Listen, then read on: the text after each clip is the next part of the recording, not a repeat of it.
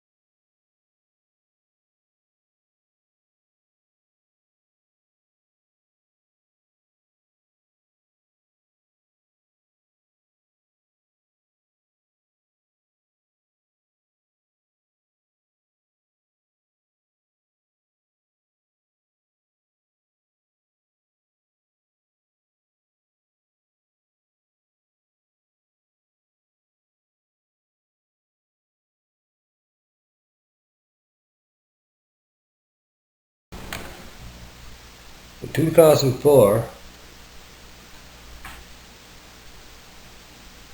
the Sydney Tarpon site remediation project was announced with a price tag of 400 million Canadian dollars. This was a national initiative that was the largest of its kind in Canada, with the potential to have significant impacts on the local economy. After years of planning and negotiations after the Tarpon's announcement, the Unama'ki communities negotiated the first ever set-aside in Nova Scotia. This set-aside was for 17 million Canadian dollars of work related to the Tarpon's cleanup. Aboriginal set-asides are work or opportunities set aside for Aboriginal companies to bid on. These companies can be 100% Aboriginally owned joint ventures where the Aboriginal must have 50% ownership, as well as other conditions such as a percentage of the labour force had to be Aboriginal. In 2007, the Unama'ki Steering Committee was formed with 2 to 3 members from each First Nation in Cape Breton. The goal was to maximize near-term economic opportunities for the communities, jobs and contracts, but are also focused on long-term economic impacts by expanding the economic capacity of the Unama'ki communities and businesses. The steering committee recognized that there was need of an office with strong business experience to do follow-up and make sure opportunities would be maximized. The Economic Benefits Office opened in Memberton in July 2007. It had 1 staff member, Owen Fitzgerald. Owen was the past president of the Sydney Chamber of Commerce, an experienced businessman. The steering committee also recognized the importance of education and training for the long-term economic success. That is when the committee mandated the Economic Development Office to develop a proposal to open an Aboriginal Skills Employment Partnership Office within the Economic Benefits Office in Memberton. We'll let Owen Fitzgerald talk a little bit about the Economic Benefits Office. The immediate opportunity that presented itself was the cleanup of the Sydney Tarpon. Our next slide looks at the management structure of the Economic Benefits Office. The Economic Benefits is incorporated under Nova Scotia's laws as limited by guarantee. The Board of Directors for the Economic Benefits are the chiefs of the Native Mi'kmaq communities it represents. The steering committee is made up of 2 to 3 representatives of each community. They're generally economic development officers or native development officers, or other members of the communities, as well as some non-government people as well. In 2007, the steering committee approached the province and federal government with a proposal to partner with the 5 bands. That was when it first started to establish an office that worked with communities, industry, institutions, and government to maximize on economic opportunities for the 5 band. We have a picture of the board of directors here. Steering committee. As you can see, the Economic Benefits Office made up with Owen's crew. Now, when you look at the Economic Benefits Office in relation to Porter's 5 forces in the non-profit context, you would analyze it like this. The supply power when it comes to the Porter's office is a partner power here in this organization. The part of this model looks at the pressures various partner organizations and service providers can exert on the Economic Benefits Office. This arrangement with the partner organizations, Emera, NSB, Irving, and others, as well as the province and feds and the universities that work for the Economic Benefits Office as well. They remain accountable to their funders, and the funders and partners are accountable as well by submitting progress reports on the projects and how many Aboriginals are working on site. With this type of arrangement, the Benefits Office can negotiate freely with their partner organizations, which allow the Economic Benefits Office to be more flexible in developing customized, flexible programs. The buyer power, in this case it's the funder power. The funding partners in this model area are like the buyers. They essentially are paying for the social impacts that this organization has on the communities they represent.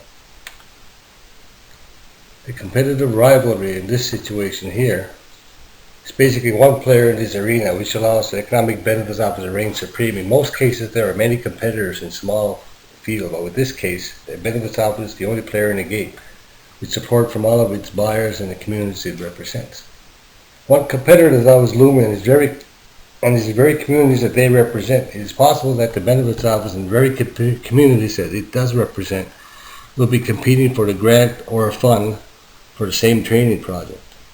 All of the Mi'kmaq organizations have their own in-house Native development officers, Native employment officers that apply for grants, for jobs, projects, and it's possible they can come head-to-head with the benefits office at one time or another. The threat of substitution in this case is the threat is that the funders could support another service organization if there was one, but the real threat is the communities that the benefits office represent. Again, here they could be stepping on each other's toes with the sources of the same sources as the economic benefits office. They could probably get the nod instead of the communities. Communities have to consult the benefits office because of this very reason, where they compete for the same dollar as there's limited funds to go around. The threat of new entry in this situation here, if entry was easy, there would be a lot of competition. But with the benefits office being the only one, and with support from all levels of government, and offering this type of service, there's nobody else around. Other initiatives have been tried, but not to the success of the benefits office. There's always a threat that the tribal council will try to replicate the services offered, but the cost against this industry would be high, and funders are limited.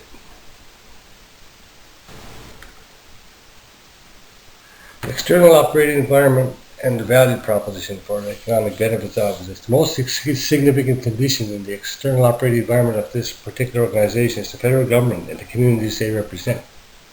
The majority of the benefits office funds are funneled down from the federal and provincial governments. If the federal government changes to another party, they could possibly reduce funding or remove funding for this organization altogether.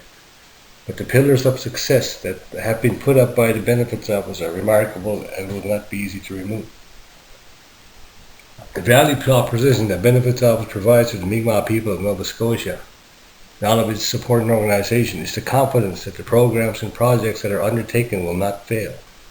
They have put into place mechanisms that strengthen the relationships between the client workers and the people that they work for or train with by providing them with mentors and job coaches during the development stages of each program.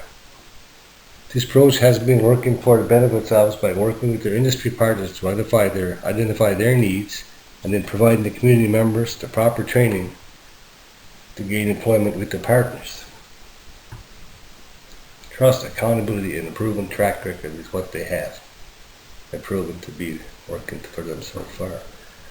The next slide, when we look at the economic benefit and how it relates to SWOT, the TOES analysis, and the BCG matrix.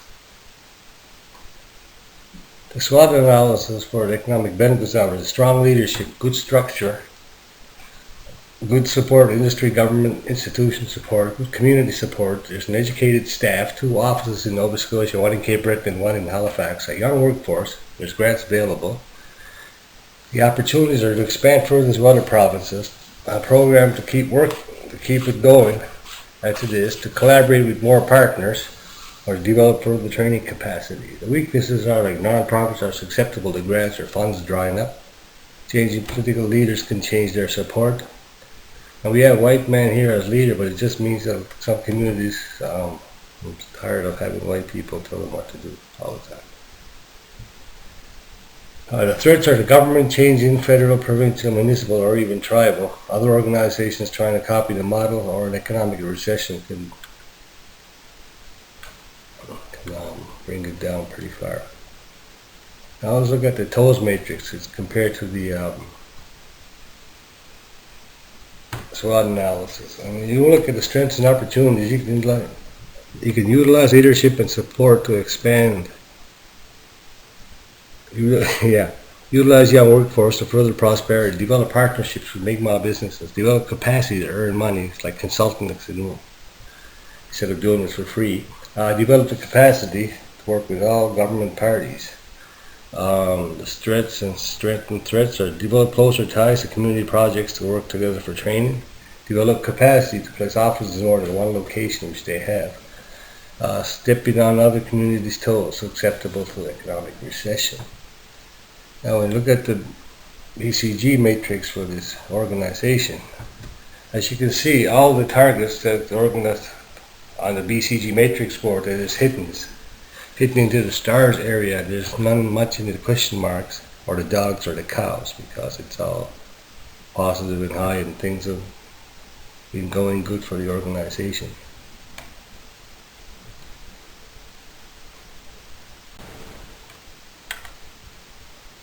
The leadership and management of the Economic Benefits Office are as such. With the Economic Benefits Office, the leadership is well educated in business. For example, the director is former business owner and former president of Cape Breton Chamber of Commerce, and has an MBA in Community Economic Development from Cape Breton University. The board members are chiefs of the communities, and the steering committee is comprised of economic development officers, native employment officers that have formal training in customized training programs for community economic development in universities across Canada. And these designations are tailored to technical Aboriginal economic development officers and professional Aboriginal economic development officers. The funding bodies as well as their industry partners.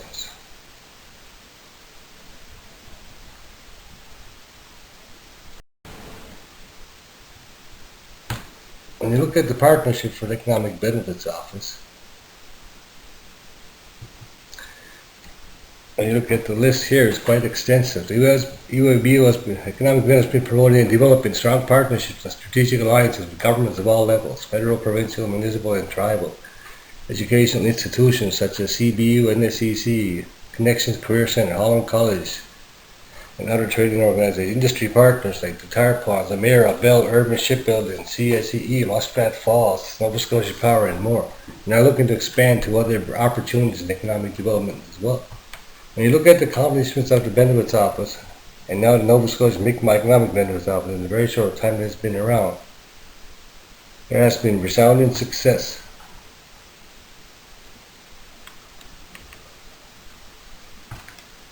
The surrounding success stories following these organizations around and is evident by their track record. The Benefits Office provides training and coaching to the Mi'kmaq people in Nova Scotia, but they have to report to the steering committees to meet monthly, and then they report to the board of directors to meet quarterly. They also have to report to the funding bodies as well as their industry partners and educational institutions on the progress and if there are any problems in the development of programs. The Benefits Office have goals and benchmarks that they have to meet in order to continue receiving their funding. The suggested strategies for the Economic Benefits Office are as follows, and their limitations as well. To further their growth, expanding to other Mi'kmaq territory and other Aboriginal communities, that would be like New Brunswick, PEI, Newfoundland, Maine, or Quebec. Charge a fee for their services into these new territories they move into. That way they can start developing their own capital. Utilize success of the Tarpons project to secure large-scale projects such as the Urban Shipbuilding and Muskrat Falls project. The limitations are regulations and policies for other provinces could take time to negotiate. Bands that are represented are used to free service, and if they started to charge service, maybe other bands wouldn't be like that too much. And then the policy and regulations of the other provinces, it would be difficult to negotiate to work around some projects, whereas they've developed a strong rapport here in Nova Scotia.